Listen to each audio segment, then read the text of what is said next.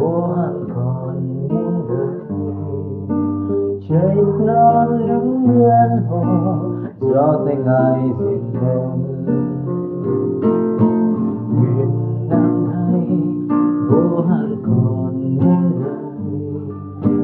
Thân tư cô tha làm xanh lối tôi lối con. Nguyện Chúa Thánh và là Chúa Giêsu, mọi đôi côi sẽ quy là đến chiếc ngai hoa. Nguyện Chúa Thánh và là Chúa Giêsu, nào một ai giống như Ngài, Ngài không ai ngoài Ngài.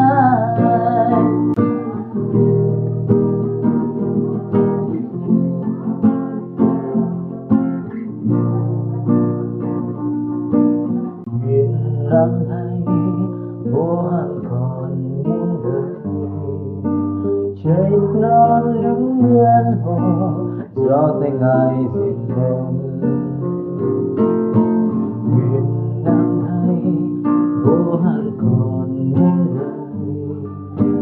Thân tư cô tha làm xanh lối tôi lối con. Nguyện Chúa Thánh và là Chúa Giêsu, mọi đôi côi sẽ quy là đến chiếc ngai hoa. Nguyện Chúa Thánh và là Chúa Giêsu, nào một ai giống như Ngài, Ngài không ai ngoài Ngài. Nguyện Chúa Thánh và là Chúa Giêsu, mọi đôi côi sẽ quy là đến chiếc ngai hoa. Nguyện Chúa Thánh và là Chúa Giêsu, nào một ai giống như Ngài, Ngài không ai ngoài Ngài. Ngài không ai ngoài Ngài.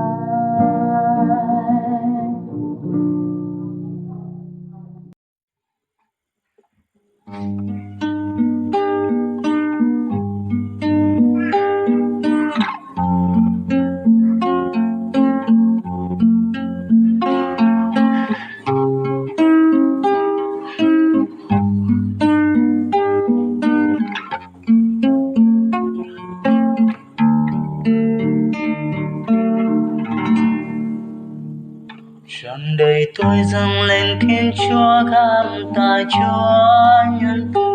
Tôi hát lên giống như David xưa. Trọn đời tôi dâng lên Thiên Chúa, cảm tạ Chúa nhân từ. Tôi hát lên giống như David xưa. Tôi sẽ hát tôi ngợi ca ngợi Chúa thôi yêu kính. Tôi sẽ hát tôi ngợi ca ngợi Chúa thôi nhân từ.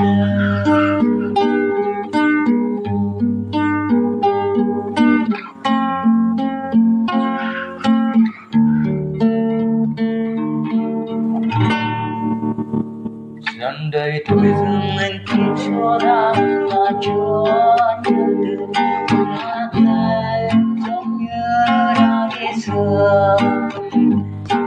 Đời tôi dâng lên Thiên Chúa, cảm tạ Chúa nhân từ. Tôi hát lên giống như David xưa. Tôi sẽ hát tôi ngợi ca ngợi Chúa thôi yêu kính. Tôi sẽ hát tôi ngợi ca ngợi Chúa tôi nhân từ. Tôi sẽ hát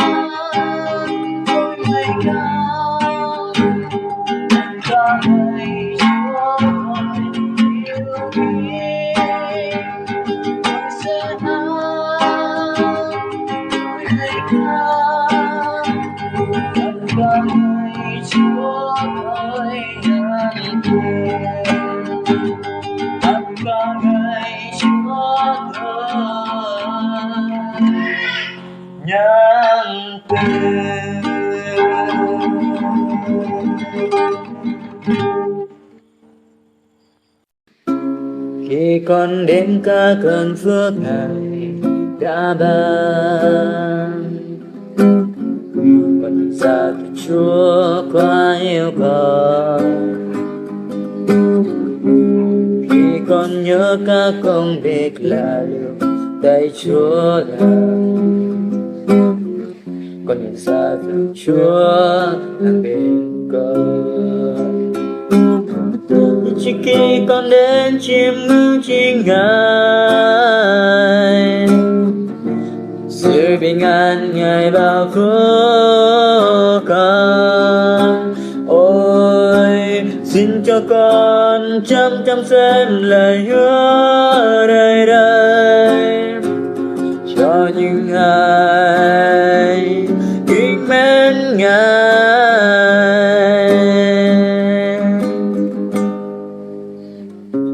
Con xin thánh ý Chúa được đến trên đời sống con.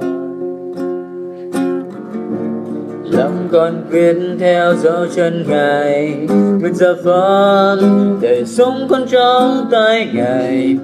Con muốn nói cuộc sống con yêu Ngài.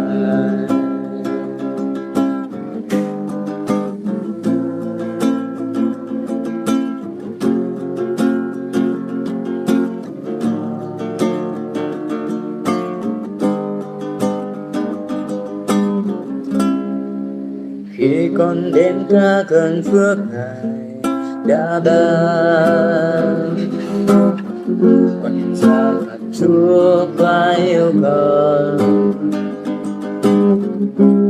Khi con nhớ các công việc là lưu tay Chúa làm, con nhìn ra thật Chúa đang bên con.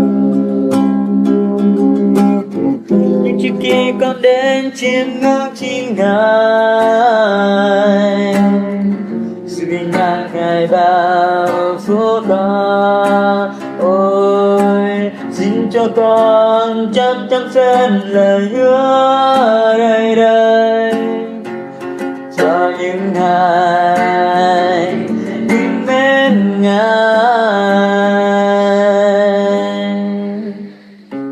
Con xin thánh ý Chúa được nên trên đời sống con. Lòng con quyết theo dấu chân Ngài, nguyện giao phó đời sống con trong tay Ngài. Thì con muốn nói bằng cuộc sống con yêu Ngài.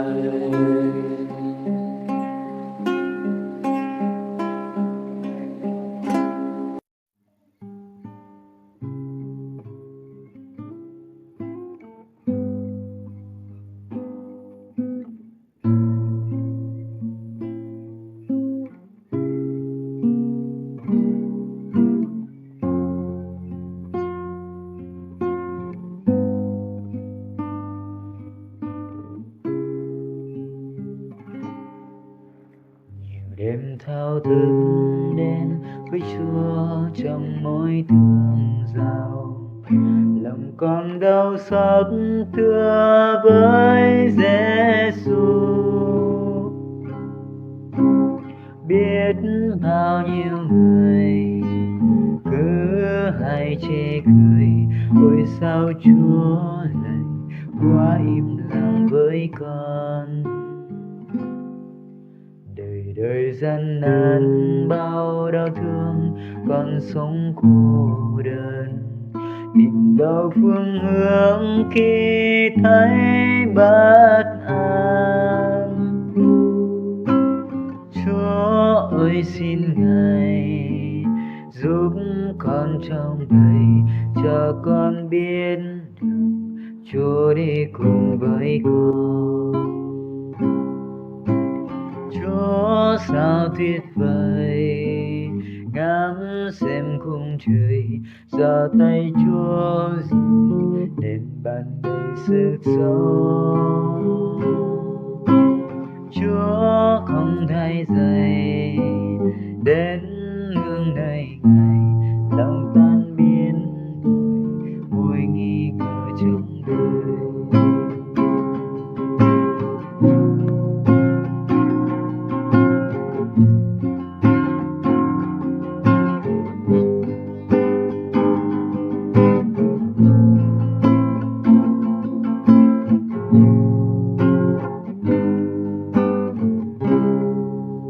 Nhiều đêm thao thức đến với Chúa trong môi thương giàu, lòng con đau xót thưa với Giêsu.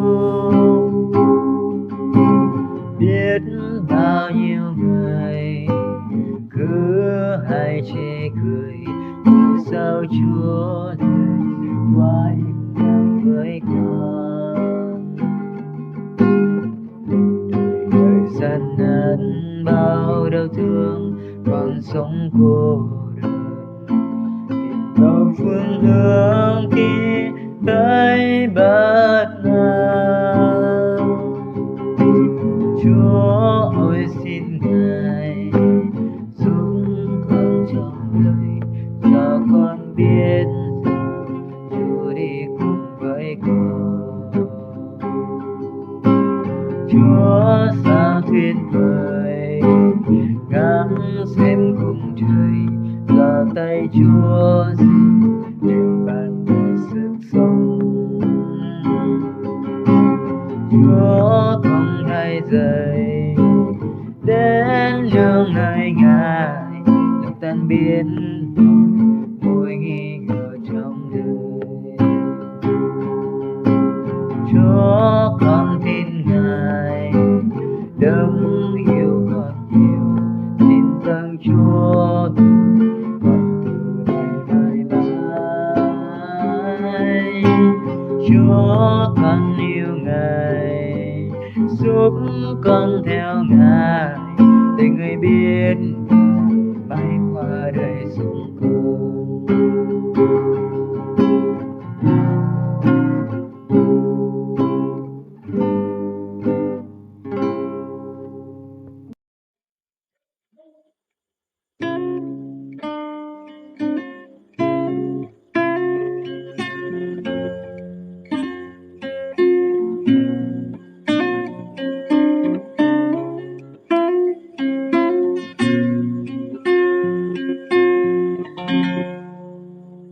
Chúa cùng đi với con trên đường đời tăm tối mịt mù, là Thầy ơn Chúa sâu rộng vô biên. Ngài luôn luôn mở lối cho con. Chúa là đấng dẫn chân, giữ con gần bên Chúa mỗi ngày. Bằng tình yêu với năng lượng tươi mãi, Ngài luôn luôn mở lối. Ngài đêm đêm dẫn con. Chúa cùng đi với con trên đường đời tăm tối mịt mù, là Thầy ơn Chúa sâu rộng vô biên. Ngài luôn luôn mở lối cho con. Chúa là đấng dẫn chân, giữ con gần bên Chúa mỗi ngày. Bằng tình yêu với năng lượng tươi mãi, Ngài luôn luôn mở lối. Ngài luôn đem dẫn con. Nơi trong gai khó khăn Ngài dẫn bước con luôn thay và nơi hoang vu Chúa khiến dối reo vội thay. Mọi điều đời này sẽ qua, lạy Chúa mãi không thay dài. Ngày mùng hai, ngày bạn phương người mới, Chúa nhìn với con những đường đời thăm tôi mình là thấy ơn Chúa dẫu từng có biết Ngài luôn luôn mở lối cho con.